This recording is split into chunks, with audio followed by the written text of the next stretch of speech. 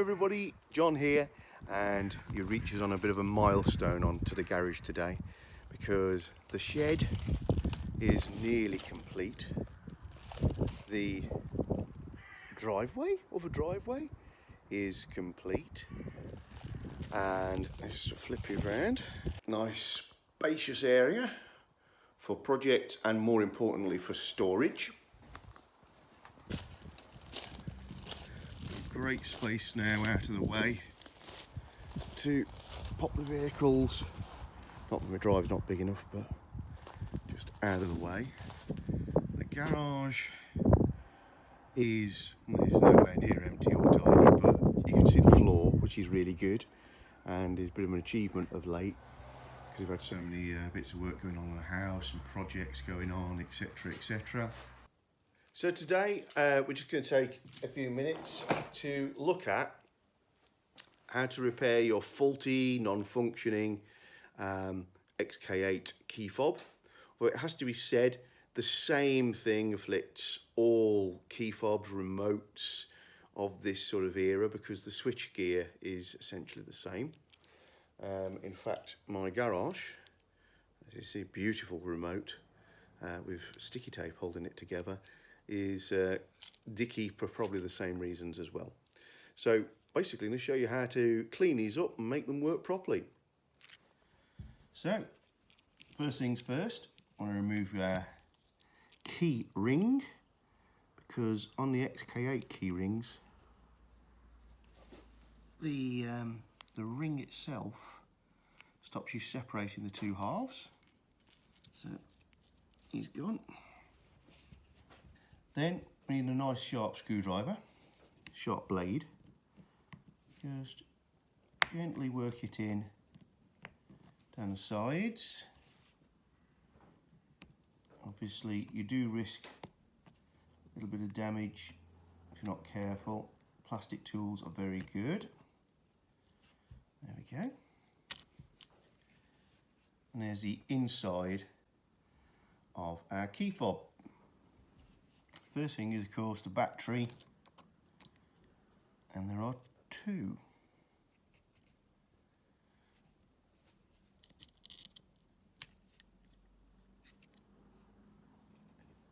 As you can see, these are CR2016s.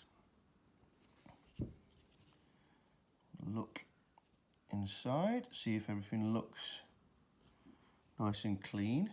It does on the contacts. Next thing, with a circuit board on this side, you can actually see that there's a little bit of chafing or dirt on the contact pad for the battery, so we'll be cleaning that up.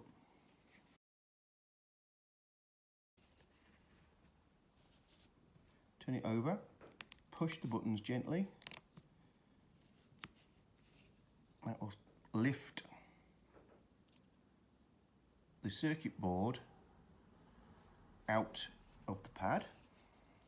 Then you see that the seal is actually part of the button membrane. So we're going to lift the button membrane off. Membrane? I can't speak properly today. I've got a cold, that's my excuse. And what we can see inside is we have these 4 contact pads, electronic contact pads, and each of these little bits of circuit board has a sort of interlaced fingers look to it.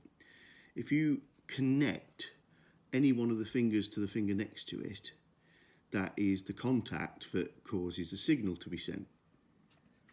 Inside the rubber membrane, there are these little hard pieces of rubber that are sort of integrated into it, moulded in. And they are actually conductive, or they should be conductive. They're carbon based. Sometimes they're just rubber that's been impregnated with bicarbon powder. Sometimes they're metallic. On this, they are rubber, can feel a grip to them, and so they're impregnated with some sort of material. But there's a stickiness to them. So, how do we go about cleaning all this up, making it working again? This is the better of my two remotes. First of all, get ourselves some isopropyl alcohol and a cotton bud. And we're going to just apply a little bit of iso. There we go. This is just basically a very pure material. So it's not going to introduce any more grease or nasties to your circuit board. So the one that looks dirtiest to my eye is the bottom right, which for interest was the boot release. You can see how much wear some of those have had. Just give that a little rub with alcohol on a cotton bud, straight away you're getting dirt off of there. And that's probably come from the buttons, well, the contacts on the buttons, as they start to break down with a constant use. So you give those a good clean up.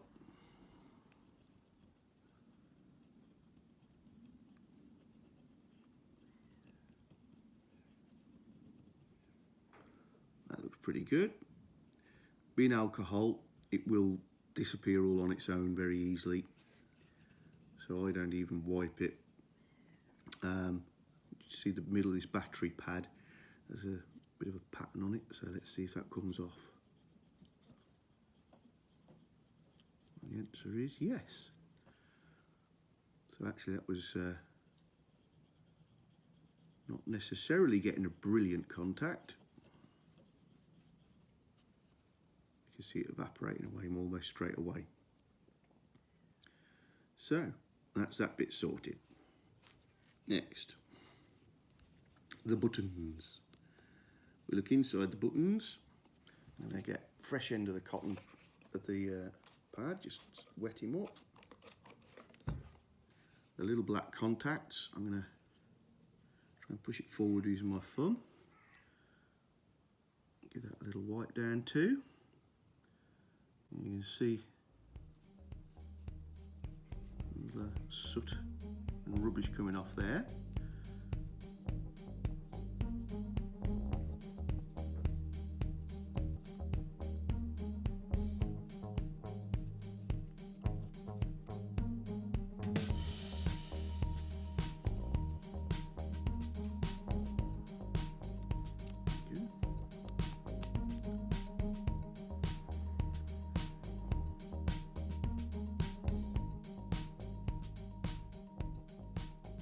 And that should be better. I'm just gonna, because this one's so grubby, put it on my cloth here on the tabletop, give that a bit of a wipe. You can see some of the rubbish coming out still. Yeah. Got the contacts in the bottom of here. Give them a little wipe as well. Not forgetting that one. And we're good to go. On the circuit board, it's worth you just having a moment while you've got it undone just to check all the solder joints. Now, you don't have to be an expert in soldering or electronics to have a look at this and just decide whether it all looks normal, or that one of the little contacts, these sorts of things here, little spots of solder, might be charred, missing, funny colour, which would be a clue that something's overheated and maybe it needs resoldering. If that's not in your skill set, obviously get a friend to do it. Now, all I'm going to do is I'm going to take this over to my sink and I'm going to give it a little wash with some soapy water to clean the outside of the buttons because they get a bit grubby in here prior to reinstalling it in the lid. So let's look at reinstalling all of this. Take our circuit board and we're going to put the buttons inside the circuit board. Sorry, yeah, the rubber buttons over the circuit board, I should say. Just going to give that a last wipe. That's that bit done. Next, we've got the back. There is a logo in here. If you can see, it says positive side down. So on the batteries, the positive side is the side I'm holding towards you. So I'm just going to rub that on the cloth. Make sure that battery's nice and clean. In she goes. And there's the second one. So 2 batteries in there, nice and clean. Now, this little tang here is going to make contact with this little pad here, the square. So again, I'm just going to give that one last little rub on there. Make sure it's as clean as it can be. Looks good. And this little tang has a bit of a spike to give it good contact. Whoops. Just move my battery back. Just give it a scratch and a tiny bit of a tweak up to make sure I get good contact. And in that, it's going to sit in there like that.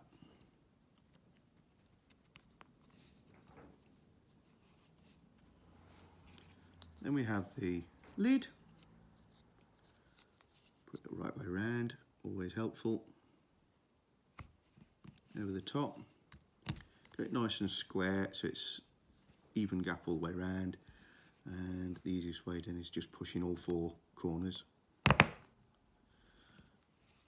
And that should now be a remote that works as well as it is able. The only other thing you could do obviously is swap out the batteries, but I know my batteries are good. My garage remote, really just showing you this one to show you that the principle is very much the same in most remote controls of this sort of era. So we've got a membrane, we have a circuit board with the interlocking fingers, and we have a battery. Much bigger battery, but other than that, essentially the same as we got in the Jag. Flip it over, look for anything that's obvious. And that's interesting. There, we have the battery terminal is loose, so that will need a solder. So that's an example of where we might need a solder repair. So I'll come straight back to that in a minute. There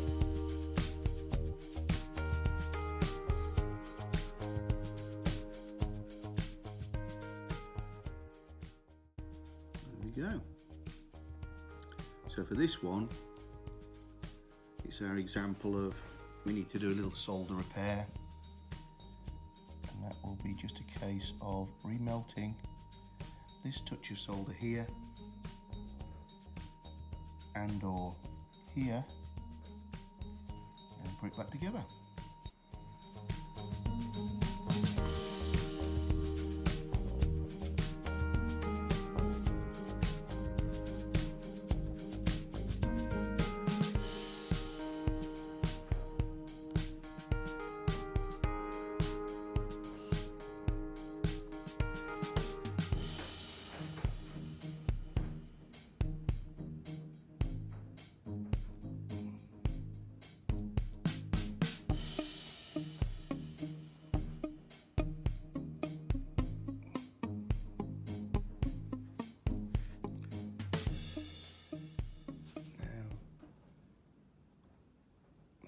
Is solid.